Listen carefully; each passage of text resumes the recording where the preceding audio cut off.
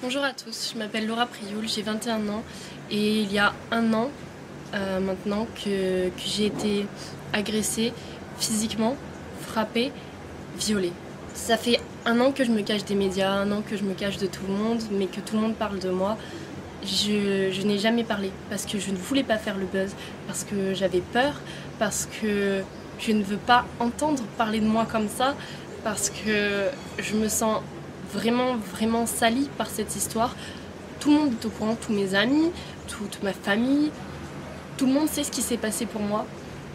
Et c'est vraiment très dur à accepter. Donc maintenant, je vais être cash et je vais vous dire ce qui s'est passé sans vraiment rentrer dans les détails. J'étais en boîte de nuit sur Paris. Il se trouve que mon agresseur était aussi là. On a passé une super soirée, vraiment très gentil, à m'inviter à sa table, à boire un verre, etc. Je ne buvais que de l'eau. Lui, il buvait de l'alcool, beaucoup d'alcool. Donc par la suite, il me propose d'aller dans une deuxième boîte de nuit. Je me soucie du fait de comment je vais rentrer chez moi. Il me dit qu'il a des chauffeurs privés, qu'il me fera ramener, etc. Donc très bien. On part pour cette deuxième boîte de nuit. Au final, une voiture se gare à côté de nous, des paroles sont échangées en arabe, je n'y comprends strictement rien du tout. Je demande à mon agresseur ce qui se passe et il m'explique qu'on va finir en fait la soirée dans un hôtel, dans l'hôtel de son ami, parce que la boîte de nuit n'est pas très bien. Soit. Étant déjà dans le taxi, envie de continuer à m'amuser avec cette personne, envie de découvrir vraiment qui c'est, etc. J'accepte le fait d'aller dans cet hôtel. Donc on arrive à l'hôtel, nous sommes 4 personnes, une fille, un homme, mon agresseur et moi. Donc dans cet hôtel, nous continuons à faire la fête, à s'amuser, à rigoler, à regarder des vidéos. On a dû quitter la chambre d'hôtel en fait parce qu'on faisait du bruit et il nous a dit oui, dans ma chambre d'hôtel on peut y aller, on peut faire du bruit, j'ai tout l'étage, personne nous entendra, alors on peut continuer là-bas. Donc très bien, on décide de tous aller là-bas. Donc je demande à la fille si elle vient et au mec, ils me disent que oui, qu'ils doivent parler avant, qu'ils vont arriver, qu'ils prendront un autre taxi. Donc nous on descend, on prend un premier taxi, on va à l'hôtel, persuadés que les personnes allaient nous rejoindre à l'hôtel pour continuer cette fête, on va dire. J'y vais sereinement. Donc une fois dans la chambre, on met de la musique. On continue à danser, à faire la fête et on était proches et à un moment on s'est tous les deux embrassés en fait et il a voulu me rembrasser et j'ai tourné la tête et ça lui a pas plu. Je me suis fait frapper d'un coup et je n'ai pas vraiment compris ce qui se passait sur le moment parce que dans ma tête tout était beau et tout se passait bien. J'ai voulu me défendre et cette personne m'a refrappée. Je n'arrivais rien à faire, rien du tout. Il était vraiment trop fort pour moi, sur moi, à me frapper et cette personne a fini par me violer. Donc après m'avoir frappée et violée, je me suis enfermée dans la salle de bain. Il fallait que je retourne dans la chambre parce qu'il y avait mon téléphone, je devais prévenir quelqu'un, je devais appeler quelqu'un, il me fallait de l'aide, je ne pouvais rien faire et je suis rentrée dans la chambre. Il se trouve qu'il était normal, il me demandait mais pourquoi tu pleures, pourquoi tu t'es blessée, qu'est-ce que tu as fait, est-ce que tu veux de la glace? Il a appelé pour qu'on m'emmène de la glace, vraiment très bizarre. Une autre personne complètement et du coup je prenais mes affaires doucement, j'essayais de me rhabiller doucement pour pas réveiller la bête en lui on peut dire et après avoir pris mes affaires je lui ai regardé dans les yeux et je lui ai dit mais tu es un monstre parce que je devais le dire et c'était vraiment très bizarre comme action, on peut dire. Et après lui avoir dit que c'était un monstre, il m'a poussé violemment sur le lit et a arraché mon vêtement qui était vraiment tout arraché. J'étais vraiment sans t-shirt. Il a essayé de me revioler en me touchant, étant couché sur moi, sauf que j'ai saisi sa gorge pour le stopper en fait. Je l'ai étranglé et il en a fait de même, il m'a étranglé aussi, mais il serrait tellement fort que je n'arrivais vraiment plus à respirer. Et honnêtement, je vais vous dire, j'ai eu vraiment très peur pour ma vie, j'ai eu vraiment peur de finir comme ça parce que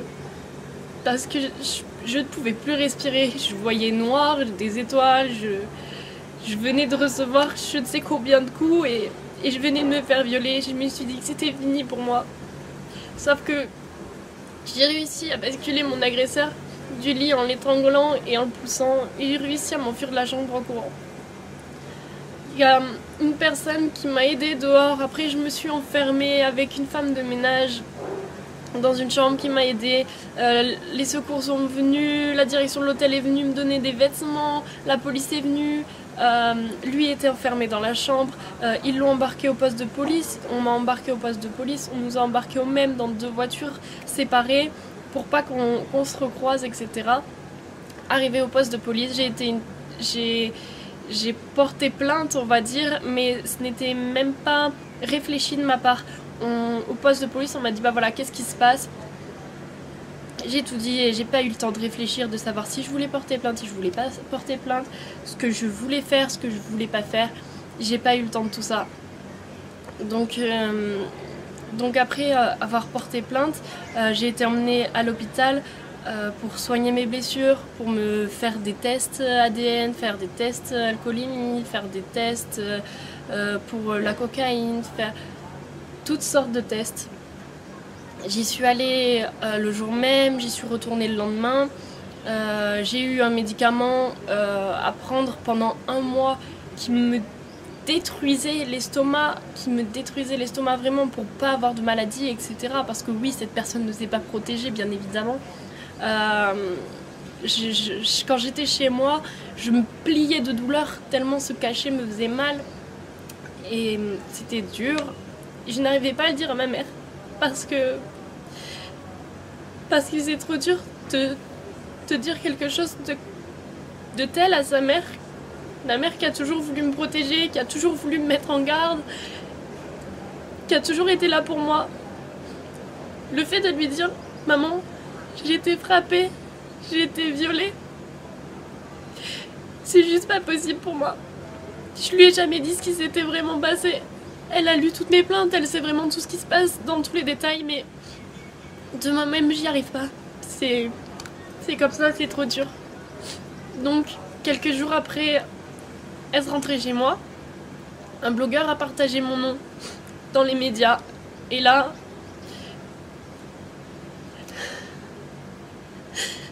j'ai toute ma vie, on peut dire, qui s'est écroulée ce jour-là. Parce que on a commencé à m'insulter. On a commencé à me traiter de tous les noms. On a commencé à me menacer de mort. On a commencé à me menacer de tout ce que vous voulez.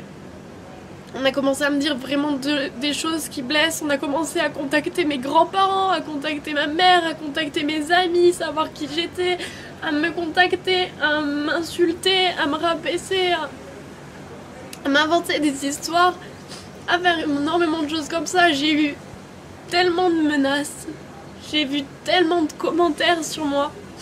Je ne voyais aucun commentaire positif me concernant. Énormément de gens parlaient, énormément de gens m'insultaient, mais personne ne me soutenait, à part ma famille et mes amis. Sur internet, je voyais que du noir. Les gens ont commencé à m'appeler, oui, j'ai vu qu'il s'était passé ça, qu'est-ce qui se passe, etc. Je me suis coupée de tout le monde parce que j'y arrivais pas, c'était trop dur que les gens puissent savoir ça sur moi. J'ai changé de numéro de téléphone, j'ai supprimé tous mes réseaux sociaux. Je me suis coupée vraiment de tout le monde, je n'avais même pas le droit d'habiter chez ma mère pour ma sécurité. Donc c'était encore plus dur parce que j'avais vraiment besoin d'elle. Elle était là bien sûr, mais j'avais pas le droit d'habiter avec elle. C'était horrible pour moi. C'est comme ça. Dans les médias, j'ai pu voir que j'avais refusé la confrontation, alors que non. La police m'a bien expliqué que je pouvais faire la confrontation maintenant devant eux, ou que je pouvais la faire plus tard devant le juge, avec un avocat, après avoir réfléchi, etc. Sachant que je venais de me faire agresser par cette personne, la dernière chose dont j'avais envie, c'était de le recroiser, de le voir ou de l'entendre même, ou quoi que ce soit. Donc j'ai dit que j'étais pas prête et que je voudrais le faire plus tard. Donc voilà, donc je n'ai jamais refusé de confrontation, je l'ai fait plus tard. Ensuite, on a pu dire que j'étais coiffeuse, que j'étais escort girl, que j'étais chômeuse, que j'habitais à Nice, que je faisais que des défilés de mode, que plein de choses comme ça. Et tout est faux. Après, au Nouvel An, on a dit que des fans de mon agresseur m'auraient retrouvé dans la rue, sorti du lido, m'auraient fracassé, tapé une bouteille de bière sur la tête, etc. Alors que je ne suis même pas sortie pour le Nouvel An. J'étais chez moi, dans mon appartement, je n'étais même pas sur Paris, je n'étais même pas dans la ville où les faits se seraient passés. Après, qu'est-ce qu'on a pu dire sur moi? On a pu dire que Laura Prioul a été prise la main dans le sac, elle serait dealeuse de drogue, elle devrait passer devant le tribunal, etc.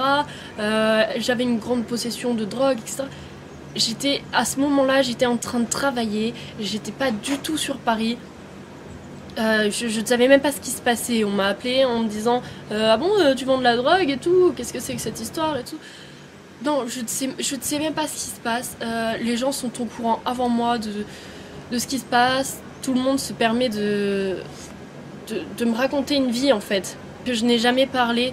Donc tous les Facebook, Instagram, Snapchat, Twitter, blog qui portent mon nom, ce n'est pas moi. Je n'ai jamais écrit, je n'ai jamais ouvert ma bouche, je n'ai jamais rien fait de tel.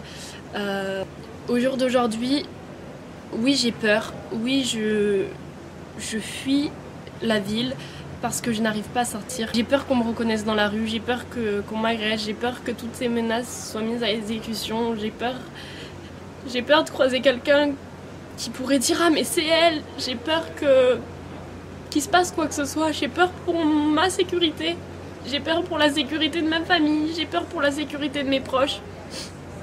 J'ai peur pour tout ça et c'est dur pour moi d'avancer avec ça. Écoutez-moi bien, je n'accepterai jamais d'argent pour enlever ma plainte parce que je veux que cette personne finisse derrière les barreaux parce que c'est trop dur, vraiment. Et j'ai pu savoir dans les médias que je n'étais pas la seule victime de cette personne, de cet agresseur. Je sais qu'il y a d'autres filles qui ont été victimes de cette personne. Des médias en parlent, etc. Et j'essaye de me battre pour moi, mais j'essaye de me battre aussi pour ces autres personnes. Mais c'est dur, sachez-le, et j'ai besoin de soutien. Et je suis là aussi pour soutenir ces autres victimes. S'il vous plaît, sortez du silence et allez porter plainte ou je ne sais pas, mais aidez-moi, j'ai besoin d'aide, je suis toute seule contre cette personne. Les filles qui ont été victimes de quoi que ce soit, manifestez-vous, que ce soit par écrit, que ce soit en m'envoyant quelque chose, des preuves, des messages, en allant porter plainte, ce que vous voulez. Mais j'ai besoin qu'on m'aide pour mettre cette personne en prison.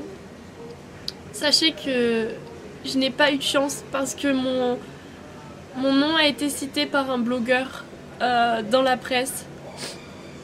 Parce que j'étais avec une connaissance de ce blogueur dans la soirée. Donc de suite, ça a fait un scandale autour de mon nom. Mais en France, vous êtes vraiment protégés.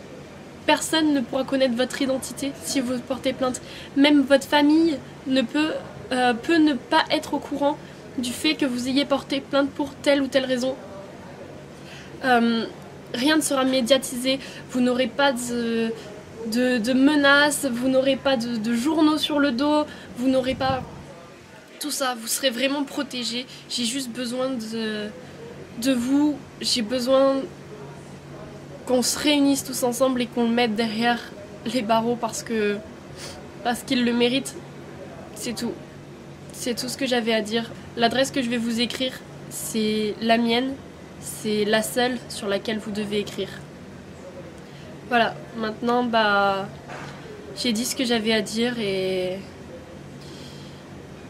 au fond de moi, je me sens plus soulagée. Les gens ne vont pas avoir qu'une seule version des choses. Voilà.